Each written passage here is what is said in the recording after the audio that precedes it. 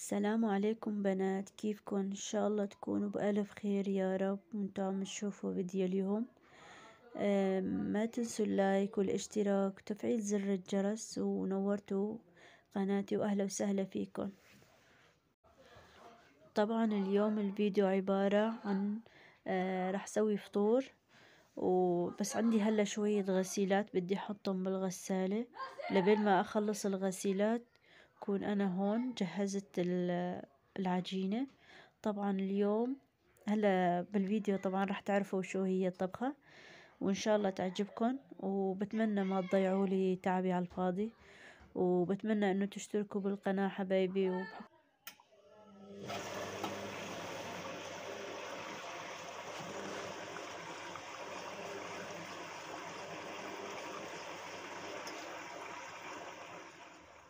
طبعا هون صبايا عندي بصلة صغيرة مفرومة ناعمة، بدي هلا احمسها شوي. واليوم طبختنا راح تكون شيش برك. طبعا ما راح اكتر كتير، على قدنا. طبعا هلا هون عم جهز البصلة، وعندي ربع كيلو لحمة عجل. طبعا اكيد فيها دهن شوي. طبعا الزلمة لانه تركي ما فهم علي شلون بدي اللحمة، ما بتفرق معلش. انا ذاتا اذا طلع فيها دهنة او هاي ما راح اكبه، كمان بتلزمني. هلا هون بدي احمس اللحمة منيح منيح، هي والبصل. طبعا البصل دوبتهم، ها حطيت له شوية ملح ودوبتهم. هون في عندي فلفل اسود وفليفلة حمراء كمان. هلا بدي لسه ما حطيت عليها اي شي، يعني هون هلا جديد عم حط التوابل. طبعا هلا هون بدي اخليها تدبل منيح وتتحمص منيح، بعدها راح ارجع لكم.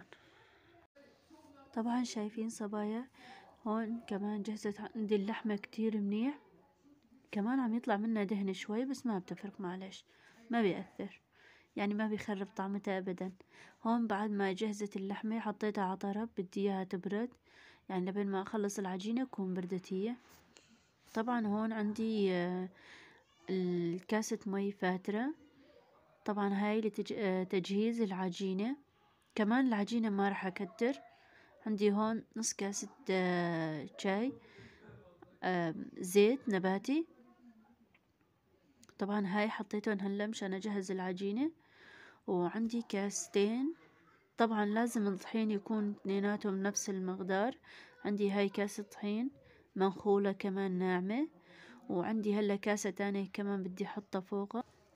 طبعا لسه في كاسة تانية ما حطيتها، هلا برجع بحط كاسة تانية طحين كمان. هي الكاسة التانية منخولة ناعم، يعني انه نخلتها، مو كاسة نفس الاولى، لا هاي بتكون شوي يعني كاسة الا هي، فهمتوا علي؟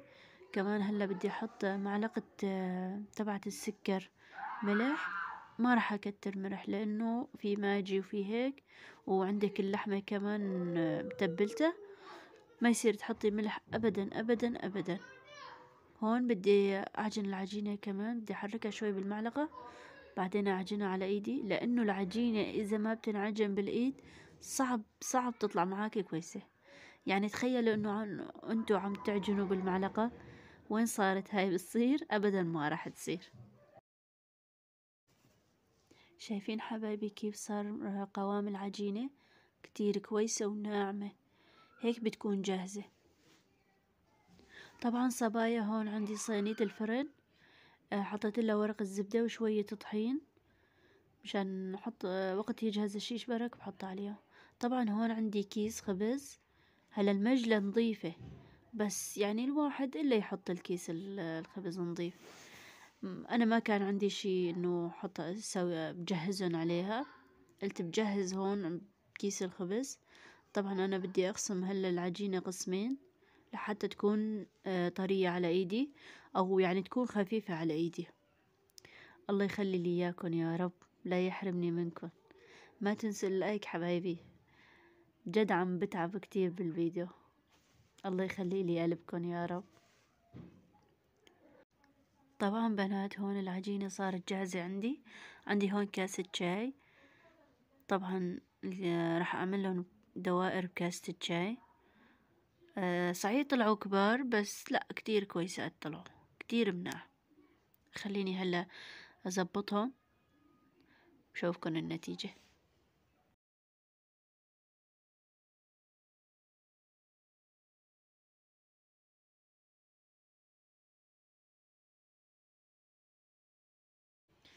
طبعا بنات هون جهزت عندي العجينة، هلا ببلش فيهم. قبل ما ببلش لازم بسم الله الرحمن الرحيم. طبعا أنا أول مرة أعملها، يعني ما عملتها ولا مرة. أحيانا بجيبها جاهزة وأحيانا مسويها على إيدي، بس يعني إنه أكتر شي جاهز بجيبها على إيدي. أبدا ما سويتها. لا تأخذوني صبايا، أنا شوي كتير تعبانة مشان هيك صوتي يعني. الله يخلي لي إياكن. وهاي طريقة الشيش برك شلون، يعني هاي أول مرة أعملهم وهيك. لو كل مرة أعملهم شلون يطلعوا؟ ما شاء الله كتير كتير حلوين طلعوا. شلون بالله؟ اعطوني رأيكم بالتعليقات حبايبي. خليني أعمل 2 3 قدامكم وشوفكن النتيجة.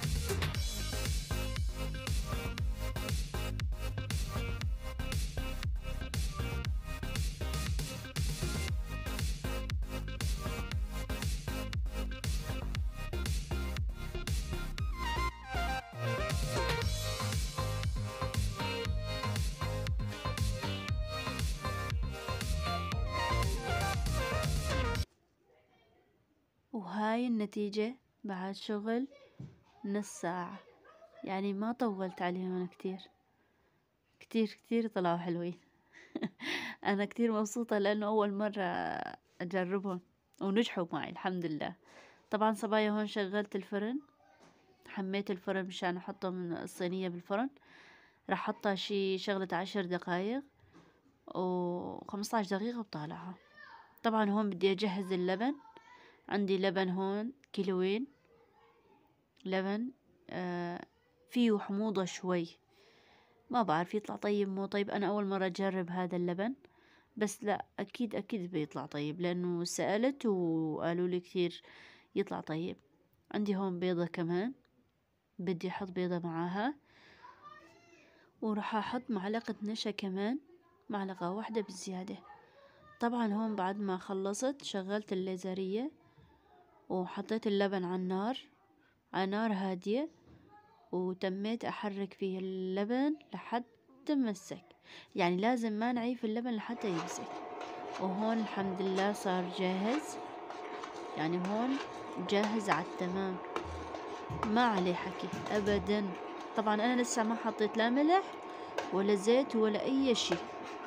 هدول الشغلات ما بينحطوا هلا إلا يجهز.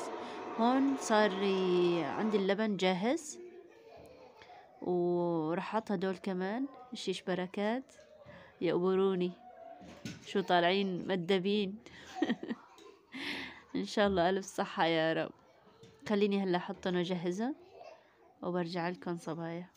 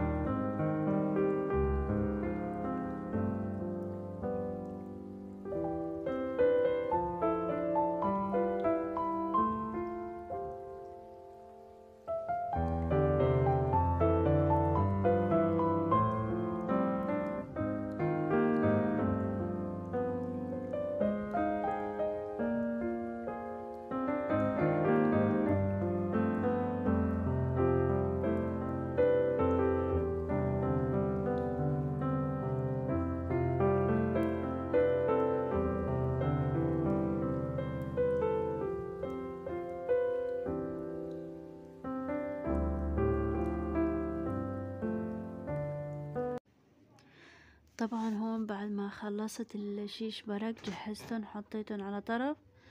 بدي اعمل هون رز بشعيرية كمان بجنبه، كمان رز ما راح اكتر كتير.